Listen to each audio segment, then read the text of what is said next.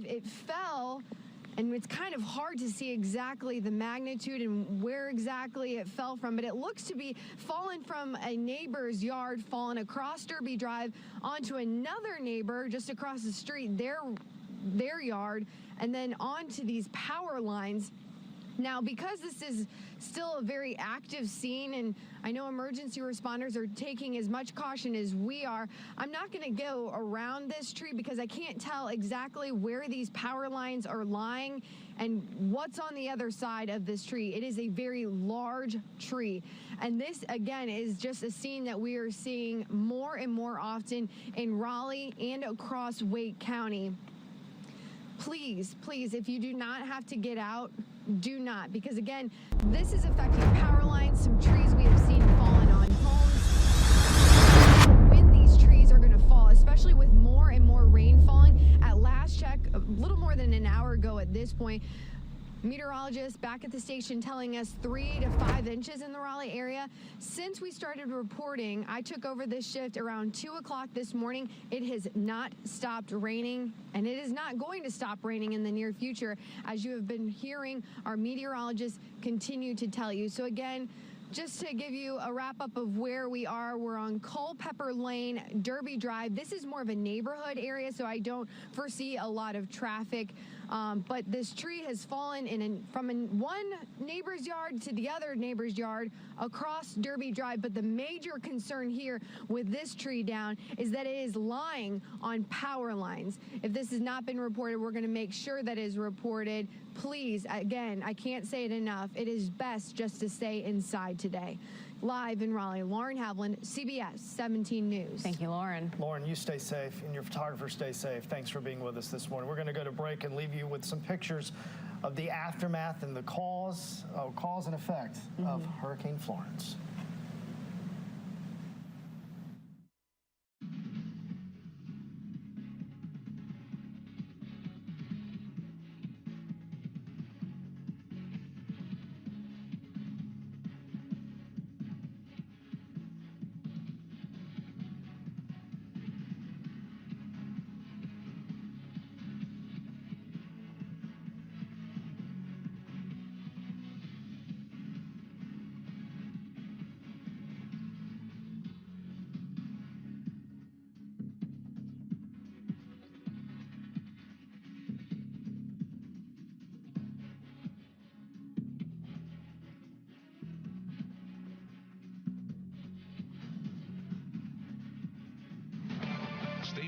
CBS News, real news.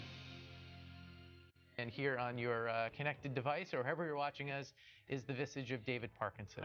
Well, he came to us earlier with a 5 o'clock shadow, so this is a midnight shadow? Yeah, we had a 5 p.m. shadow yesterday. We're, at like 2 in the morning at this point.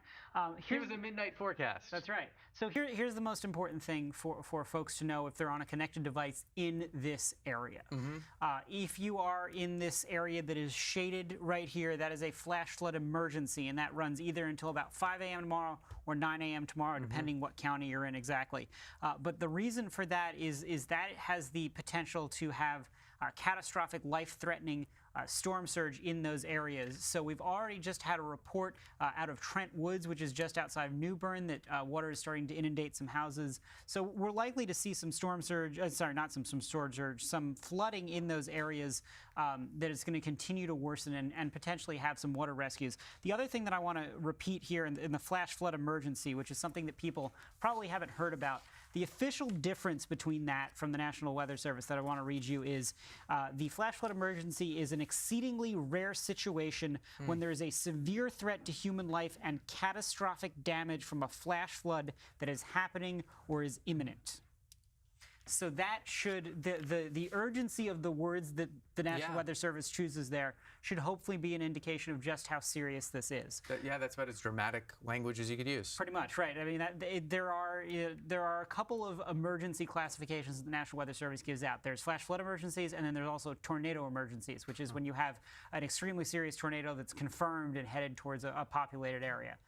So in the case of flash flood emergencies, their whole point in getting this one out earlier, the first one was issued around 7:30, and then the follow-up was at 10:30, was if you're in this area and you're caught off guard, get in touch with emergency management and 911 and find out if you need to get out, if somebody needs to come to you now before things get worse, because they might not be able to in the future. So here's what has prompted that. We have been having rain bands that have been moving onshore and been raining at 5 or 6 inches per hour. And so we're starting to see not only the New Bern area get it, but it is now sliding down into Jacksonville. There's a second, more inner band. That one is around the Wilmington area. So if you look at the radar, there are waves of these bands, and yet they are still far removed from the center. So the center of the storm, you can kind of sort of make up half the eye there, right by Myrtle Beach. Yeah.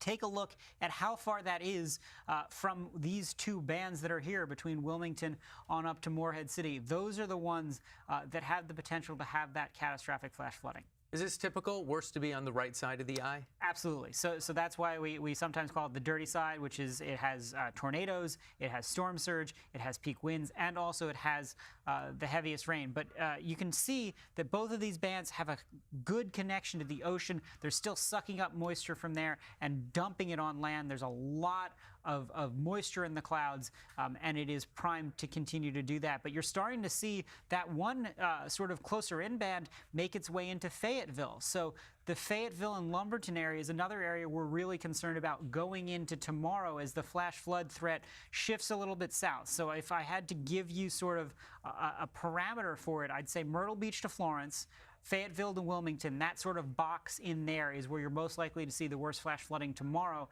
and then it shifts further inland. Help me understand this. We've been talking about the storm surge. Right. We have this flash flood warning. A lot of it is far inland, so I assume that is not storm surge related. Is that right? Right. So flash flooding and storm surge flooding are two separate things, but they're working in concert here to create an even larger flood threat. So basically what's happening is if you had this flash flooding, ordinarily, eventually it would drain into the ocean or into the body of water and sort of go away. But because the storm surge, the wind is still pushing that water inland, the flow of the river has reversed. So instead of bringing water away from the land, it's got nowhere else to go, and that's going to cause even worse flash flooding. So it's rainfall plus storm surge is combined, making it serious, but each one of them individually is a bad situation to begin with. What do you know about this storm sitting here at midnight that you didn't know when we woke up early this morning? So I don't know that I would say it's a question of what. So there are two things. One, the location has stayed inland, so we're happy about that. It did not go back over water. Yep. That we know. We know a little bit more about this heavy band of rain that should be moving in towards Wilmington tomorrow afternoon. That also has the potential to have more severe weather associated with it. It's kind of called a convective tail is what we call it. So we've got to watch out for that.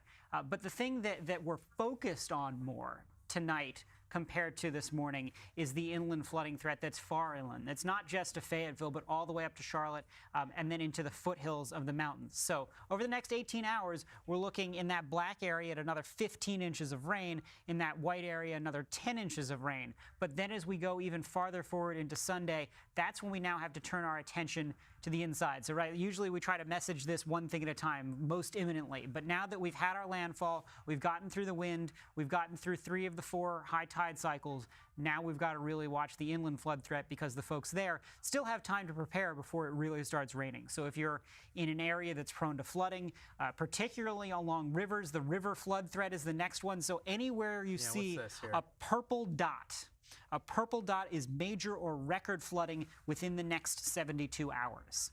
So you can see that all of that flooding goes as far back west as Charlotte, down to Columbia. You've got some moderate flooding in South Carolina, but all of those dots right along the coast, those are all the rivers that they're getting the first recipients of all of that heavy rain over today and tomorrow. And then you go further back, and as it moves inland further, the river continues to stay high because there's nowhere for it to go. It's already full downstream. So you're looking at record high levels that are potentially not going to crest until the middle or end of the week.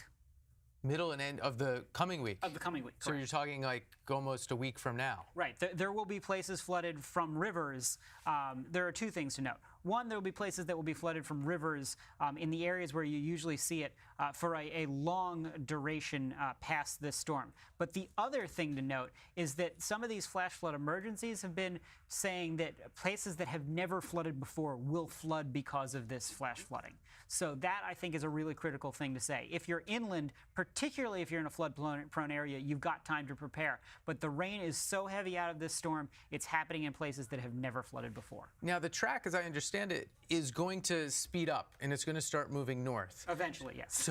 Okay. Well, I thought it was going to be by, say, Monday or Tuesday. So explain how the storm will be north, but the flooding will continue to get worse Tuesday, Wednesday, Thursday. So there's two parts in play here. One is the rain continues probably until midday or end of day Monday. That's when the storm's about even with Asheville or central North Carolina, and then it really gets on its horse and gets out of here. But remember, all of that rain that's falling on some small rivers has to then get into the medium rivers, which feed into the bigger rivers. And all of that has to make its way downstream, which is why the rivers between Fayetteville and Wilmington in particular, not only are they going to see another 15 inches of rain at least, but they're also going to be getting all of the water that has to come in from the high country, which is why they're not going to be able to go down until at least the end of the week. But even those ones that are backed up against the Charlotte area, probably they'll crest a day or so after the storm passes, maybe Tuesday or Wednesday. But it's going to be a slow process, and it depends. Look, this storm still has a lot of unknowns, and there's still some uncertainty with exactly how much moisture and how much of a tap you're going to have. You could have 20 inches of rain in spots. But look, a 10-inch rainfall in Charlotte is about on par with a 1 in 1,000 year rain event when you classify it as a flooding thing, which is not to say you're only going to have one every 1,000 years, but it's the probability, right? The percentage chance that you'd get it, and that really shows you how serious. But you know, we've had